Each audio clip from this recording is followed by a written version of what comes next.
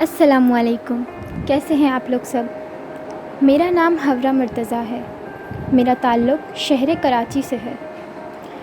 میں بھی ایک پرسن ود ڈسیبلٹی ہوں۔ میری ڈسیبلٹی یہ ہے کہ میں پارشلی سائٹڈ ہوں۔ سورج کی روشنی میں تھوڑا ہی دور تک دیکھ سکتی ہوں، اتنا کہ میں چل پھر لیتی ہوں، اور پھر رات کی روشنی میں یا پھر بلب کی روشنی میں یا پھر اندھیرے کسی جگہ پہ جہاں سورج کی روشنی اویلیبل نہیں ہوتی وہاں میں نہیں دیکھ سکتی۔ اس وقت میں کراچی یونیورسٹی سے بیچلرز کر رہی ہوں اسپیشل ایجوکیشن میں۔ میں یہاں تک کیسے پہنچی اور آپ لوگوں کے سامنے اتنی کانفیڈنٹلی بات کیسے کر رہی ہوں، اس بارے میں آپ کو اس ویڈیو میں بتاؤں گی۔ میرا مقصد آپ کو اپنے بارے میں بتانے کا صرف یہی ہے کہ میں آپ کو یہ بتا سکوں کہ ہم معذور ضرور ہیں پر مجبور نہیں۔ علم و ہنر کی منزل ہم سے دور نہیں۔ میں جب پیدا ہوئی تو 6 دن کی تھی جب مجھے بہت زیادہ بخار چڑھا تھا، فیڈرز نہ ابالنے کی وجہ سے بہت زیادہ بخار چڑھ گیا تھا، اور اس بخار کے نتیجے میں ڈاکٹرز کا کہنا یہ ہے کہ میری آنکھیں کھچیں، جبکہ کچھ ڈاکٹرز یہ کہتے ہیں کہ میں بائی برتھ ہی بلائنڈ ہوں۔ اس کے علاوہ جب میں پیدا ہوئی تو میرے پیرنٹس کو اس بارے میں علم نہیں تھا۔ جب مجھے بخار صحیح ہو گیا اور تقریباً 1-1.5 سال کی عمر میں بالکل ٹھیک ہو گئی تھی، تو ان لوگوں نے بھی مجھے as a normal childhood treat کیا، لیکن 2-2.5 سال کی عمر کو جب میں پہنچی تو میری پھپھیوں نے یہ نوٹ کیا کہ میں بلب کو دیکھتی ہوں، میں ان سے بات کرتے ہوئے ان کو نہیں دیکھتی۔ کوئی کوائن یا ٹوائے گر جاتا ہے میرا تو میں بلب کو دیکھتے دیکھتے زمین پر اسے ہاتھ مارتی ہوں۔ تو تب میری پھوپھی نے میرے پاپا سے کہا کہ انہیں جو ہے وہ ڈاکٹر کو دکھانا چاہیے مجھے، تو وہ مجھے مریم آئی کلینک کراچی میں لوکیٹڈ ہے وہاں پر لے کے گئے۔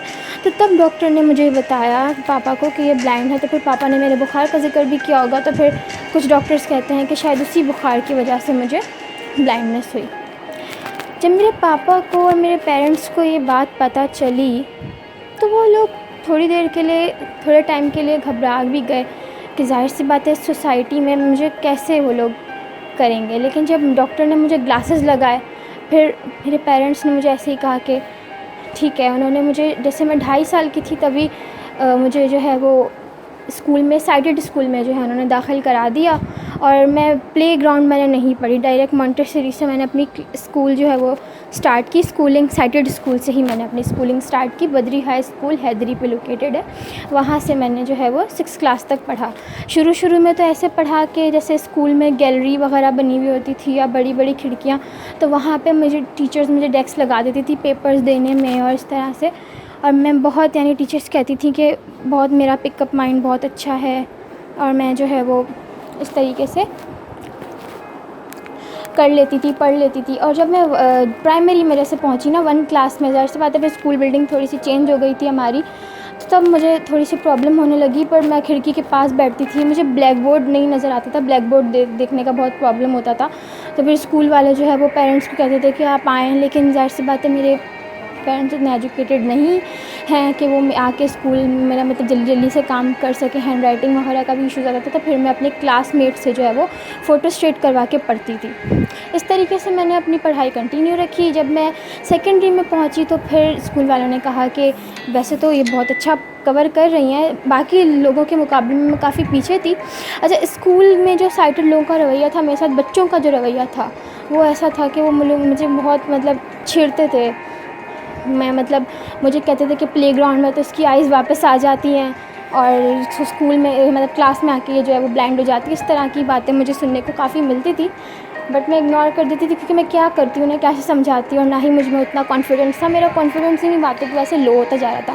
تو یہ سب چیزیں دیکھتے ہوئے میری خالہ نے کہا کہ ہم اسے اسپیشل اسکول میں ڈالواتے ہیں، تو پھر میں نے IDRU سے 7 کلاس پڑھی، اور پڑھتے پڑھتے جب میں سائٹڈ میں ہی پڑھی وہ بھی، اور اس کے ساتھ ساتھ میں نے جو ہے وہ ایک ٹیچر سے پرائیویٹلی بریل سیکھی۔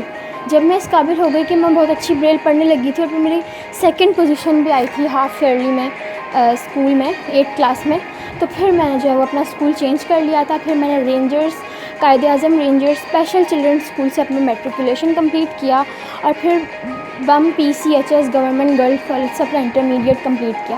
اچھا جب بورڈ کا سلسلہ شروع ہوا تو اسکول میں تو یہ ہوا کہ ہمارے تو رائٹرس کو بھی اویئرنیس دی جاتی تھی اور رائٹرس کی بھی ٹیسٹنگ ہوتی تھی. تو میری رائٹرس کی کافی سارے پرابلم ہیں جو یقیناً ہر ڈسیبل پرسن کو فیس کرنے پڑتے ہیں جب وہ بورڈ کے پیپرز دیتا ہے. ایون زیادہ پرابلم تب آتی ہے جب ہم انٹر میں فرسٹ ایئر اور سیکنڈ ایئر میں ہوتے ہیں.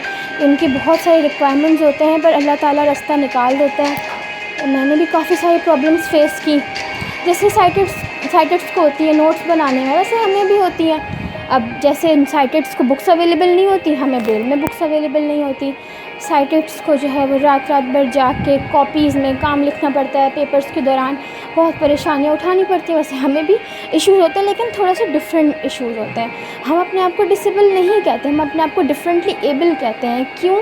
کیونکہ مرغی کے پر نہیں ہوتے لیکن وہ مرغی کے پر ہوتے ہیں لیکن وہ اڑ نہیں سکتی, لیکن ہم اسے ڈسیبل نہیں کہتے. سانپ رینگ رینگ کر اپنی آگے کی مطلب ہر چیز کرتا ہے لیکن ہم اسے بھی ڈسیبل نہیں کہتے. ہم نے ڈولفن کے بارے میں آپ میں سے کئی لوگوں نے سنا ہوگا, وہ بھی جو ہے وہ دیکھ نہیں سکتی لیکن ہم نے اسے بھی ڈسیبل نہیں کہا. تو پھر ہماری سوسائٹی ہمیں کیوں ڈسیبل کہتی ہے جس سے اللہ تعالیٰ نے کسی نہ کسی چیز سے ڈفرینٹلی ایبل بنایا ہے. اگر اللہ تعالیٰ دنیا میں ایک ہی قسم کے انسان بناتا, جیسے ہم ایک ہی قسم کی چیزیں روزانہ نہیں کھا سکتے ایک مہینے تک, اسی طرح اللہ تعالیٰ نے بھی اپنی کریشن میں اپنی نشانیاں دکھانے کے لیے کچھ خصوصی لوگوں کو, خصوصی بچوں کو بھی اس دنیا میں پیدا کیا ہے. لیکن اس کا مطلب یہ نہیں ہے کہ ہماری سوسائٹی ہمیں پیچھے کرے, اور یہ بات ہمیں سوسائٹی کو خود سمجھانی ہوگی. میں اس وقت جو ہے وہ بیچلرس کر رہی ہوں اور اس کے ساتھ ساتھ میں نے جو ہے وہ کافی سارے کورسز بھی کر رکھے ہیں, کچھ سائٹڈ انسٹیٹیوشن سے بھی کیے ہیں. وہاں پہ لوگوں کا رویہ مجھے سامنا کرنا پڑتا ہے لیکن وہ تو ظاہر سی بات ہے ہر کسی کو کرنا پڑتا ہے.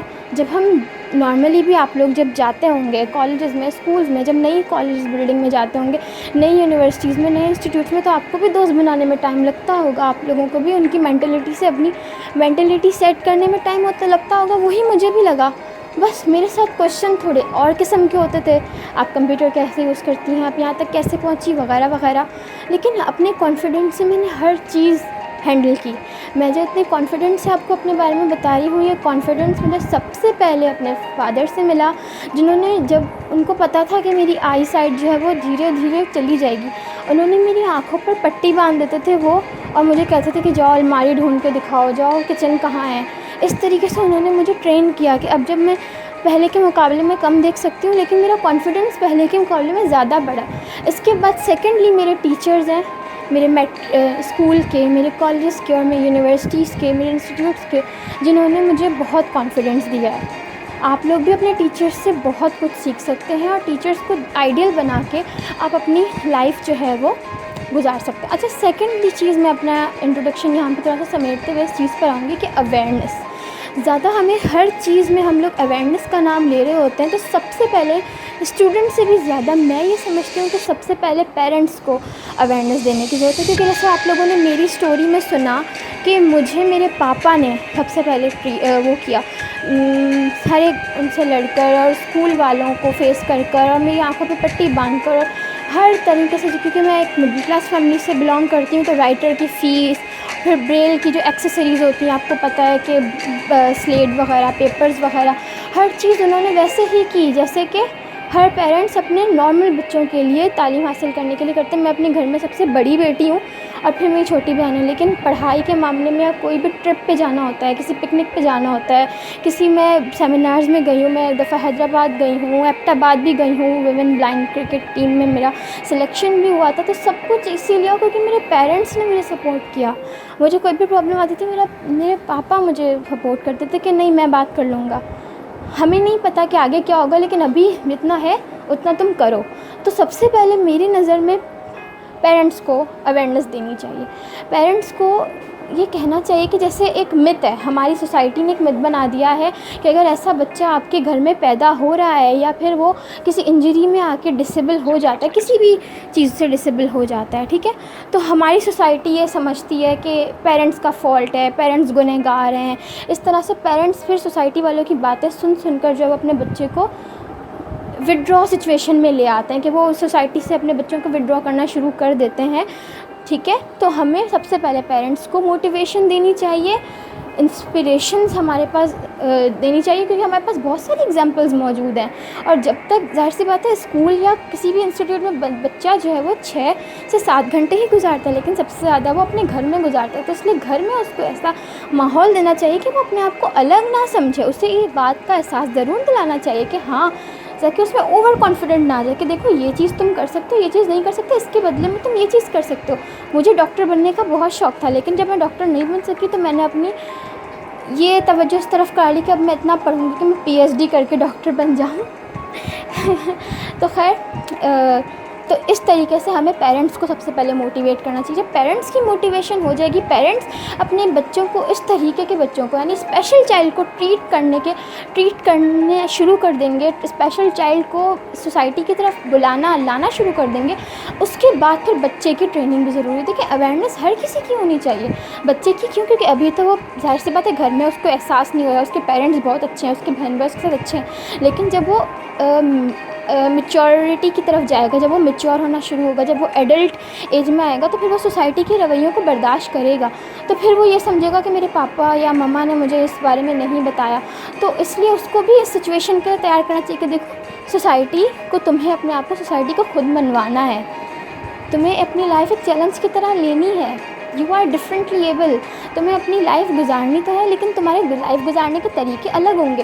جیسے ہم لوگ کسی بلڈنگ پہ یا کسی شاپنگ مال پہ گھوم رہے ہوتے ہیں تو ہم لوگ اوپر دیکھتے ہیں, سائٹڈ لوگ نا, سائٹڈ جو ہوتے ہیں نارمل پرسنس کے, یہ کس کی دکان ہے, کس کی دکان ہے. جو بلائنڈ بندہ ہوگا وہ دیواروں پہ ہاتھ لگا کے دیکھے گا. اس کو بریل میں یہ سہولت موجود ہونی چاہیے ہر مارکیٹ میں کہ وہ دیکھ سکے کہ. تو اس طریقے سے یعنی سمجھانے کا مقصد یہ ہے کہ ڈفرینٹلی ایبل یعنی اس کی لائف گزارنے کا طریقہ الگ ہے, ٹھیک ہے, لیکن ایسی نہیں ہے کہ وہ کسی چیز سے مطلب وہ کچھ کر نہیں سکتا, وہ کر سکتا ہے لیکن اس کا طریقہ الگ ہے. تو ہمیں پھر اس چائلڈ کو ٹرین کرنا چاہیے, اس چائلڈ کو موٹیویٹ کرنا چاہیے کہ نہیں, اگر تمہارے پاس یہ صلاحیت نہیں ہے تو اس کے بدلے میں یہ صلاحیتیں ہیں جن کو تم یوز کر سکتے ہو. یعنی اگر میں آنکھوں سے کام نہیں لے رہی تو مجھے اپنی کانوں کی اور دماغی حسیات کو تیز کرنا پڑے گا, مجھے اپنی ٹچنگ سینس کو ایکٹیو کرنا پڑے گا. یہ ہوتی ہے. اور پھر تھرڈ چیز بھی ہوتی ہے, وہ ہوتی ہے سوسائٹی کو اویئرنیس دینا. سوسائٹی کو اویئرنیس اس طرح سے دی جائے. میرے نزدیک کے جو ہے وہ سالانہ جیسے کانفرنسز بھی کافی سارے انسٹیٹیوشنز ہیں جو کرواتے ہیں, جیسے سائٹڈ لوگوں کو بھی اویئرنیس دی جائے کہ اگر آپ کے پاس آپ کے ایز اے امپلائی یا ایز اے اسٹوڈنٹ یا کچھ بھی, جیسے ٹھیک ہے, اگر آپ کے پاس ایک اسپیشل چائلڈ آ رہا ہے یا اسپیشل پرسن آ رہا ہے تو آپ کو اسے ڈیگریڈ نہیں کرنا, بلکہ آپ کو اسے سوسائٹی کے ساتھ قدم سے قدم ملا کر چلنے میں ہیلپ کرنی ہے, ٹھیک ہے. اس کو آئسولیشن کی طرف نہیں لے کے جانا. تو یہ ساری باتیں ہوتی ہیں, ٹھیک ہے. اب اچھا, تھرڈ پارٹ جو ہے وہ یہ ہے کہ میں کیا سمجھتی ہوں اور میں جو ہے وہ کیا پیغام دینا چاہوں گی. تو میرا یہ پیغام ہے تمام میرے سننے والوں کو جو پرسن ود ڈسیبلٹیز ہیں. سب سے پہلے میں انہیں یہ کہنا چاہوں گی کہ دیکھیں, آپ کے پاس بہت ساری ایگزامپلز موجود ہیں. دیکھیں پرابلمس تو آتی ہیں نا, پرابلمس کے بغیر زندگی جینے کا مزہ ہی نہیں ہے, ٹھیک ہے. اگر نارمل لڑکی ہے, اس کی شادی ہو رہی ہے تو اس کی شادی میں کچھ ڈفرینٹ طریقے کی پرابلمز آئیں گی. اسپیشل لڑکی ہے, اس کی شادی ہو رہی ہے تو اس کی شادی میں کچھ ڈفرینٹ طریقے کی پرابلمز آئیں گی.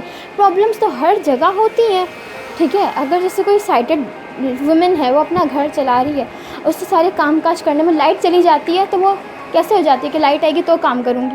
اسی طریقے سے جو ڈفرینٹلی ایبل وومن ہے, اس کا کام کرنے کا طریقہ الگ ہوگا. اگر وہ ویل چیئر یوزر ہے کوئی پرسن, ٹھیک ہے, تو اس کا کام کرنے کا طریقہ الگ ہوگا. لیکن ہر چیز کو ہمیں آئسولیشن کی طرف نہیں لے کے جانا, نہ ہی ڈیگریڈ کرنا ہے. ہمیں سوسائٹی کے ساتھ قدم سے قدم ملا کر اس شخص کو بھی ہمارے ساتھ ہی کندھے سے کندھا ملا کر چلنا ہے, اور یہ صلاحیت ہم نے مل کر اس میں پیدا کرنی ہے. تو جو میرے ویژولی امپیئرڈ ساتھی مجھے سن رہے ہیں, تو وہ لوگ اپنے آپ کو بالکل بھی یہ نہ سمجھیں کہ ہمیں معاشرے والوں نے سائڈ پہ کر دیا. دیکھیں ہر جگہ اویئرنیس کی کمی ہے.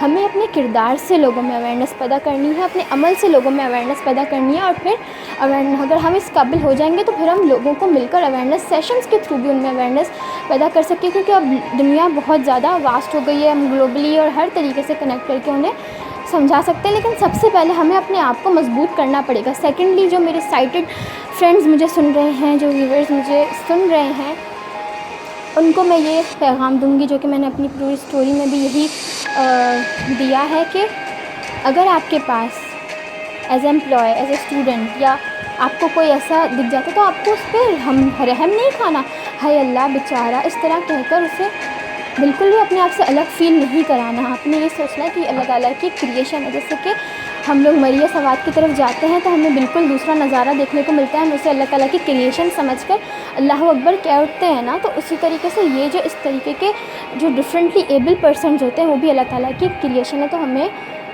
جو ہے وہ ان کی ہیلپ کرنی ہے، صرف اتنی کہ جیسے انہیں راستہ دکھانا ہے، ٹھیک ہے، جیسے، لیکن ہمیں انہیں بالکل بھی اپنا ڈپینڈنٹ نہیں بنانا، نہ ویژول، نہ ہی کسی ڈفرینٹلی ایبل انسان کو ڈپینڈنٹ بننا ہے، اور نہ ہی کسی جو کہ نارمل پرسن ہے اس کو ڈپینڈنٹ سامنے والے کو بنانا ہے. یہی میرا میسج تھا. امید ہے کہ آپ لوگوں کو میں اپنی بات صحیح سے کنوے کر سکی ہوں گی. تو thank you so much for listening می. بقا کی فکر کر خود ہی زندگی کے لیے، بقا کی فکر کر خود ہی زندگی کے لیے، زمانہ کچھ نہیں کرتا کسی کے لیے.